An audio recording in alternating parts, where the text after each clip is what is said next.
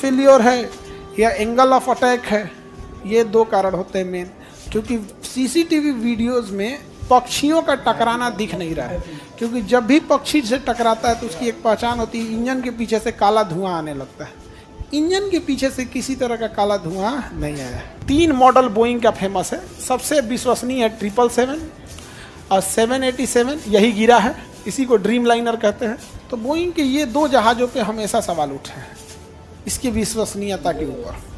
Max तो 2 महीना में धाए गिरा था, भारत सरकार ने रोक लगा दिया था, 777 मैक्स पे नहीं उड़ना है। और इंडिया में मैक्स में था, जब हम न्यूज़ पढ़ रहे थे ना तो हम लोग मैक्से में बैठे थे।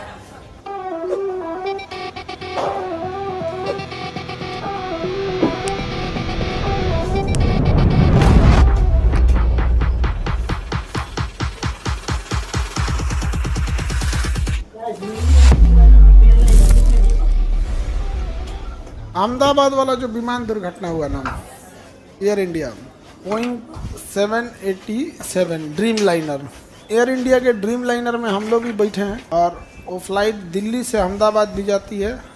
बोइंग का ड्रीम लाइनर मुंबई से दिल्ली भी आता है। तो कंडीशंस तो ठीक नहीं है अंदर से उसके। अभी चूँकि ये क्या नाम है, अभी इसका कोई रिपोर्ट ब्लैक बॉक्स का आया नहीं है। जैसे ब्लैक बॉक्स का रिपोर्ट आ जाएगा एकदम डिटेल से बताएंगे आप लोग को। जैसे नेपाल में दुर्घटना हुई थी ना, कंडीशन लीवरवा खींच दी थी, नहीं समझे, फ्लैप खींचने के तो कंडीशन लीवर खींच दी, फ्यूल सप्लाई ये कट गया था। वैसे इसमें क्या हुआ क्या नहीं हुआ तो एक बार देखना पड़ेगा। तो जब रिपोर्ट आ जाएगी तो हम आपको डिटेल से जानकारी बता देंगे। अभी तो बस ये है कि टेक ऑफ करने के टाइम पे वो V2 तक पहुँच 600 फीट पे इंस्टॉल कर गया है, विमान इंस्टॉल किया है। अब इंस्टॉल करने का कारण इंजन फेलियर है या एंगल ऑफ अटैक है, ये 2 कारण होते हैं मेन। क्योंकि सीसीटीवी वीडियोस में पक्षियों का टकराना दिख नहीं रहा है, क्योंकि जब भी पक्षी से टकराता है तो उसकी एक पहचान होती है, इंजन के पीछे से काला धुआं आने लगता है।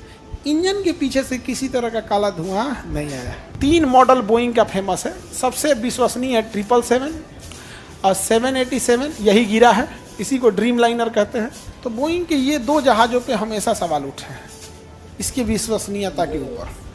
मैक्स तो 2 महीना में धाए गिरा था, भारत सरकार ने रोक लगा दिया था, 777 मैक्स पे नहीं उड़ना है। और इंडिया में मैक्स में था, जब हम न्यूज़ पढ़ रहे थे ना तो हम लोग मैक्से में बैठे थे।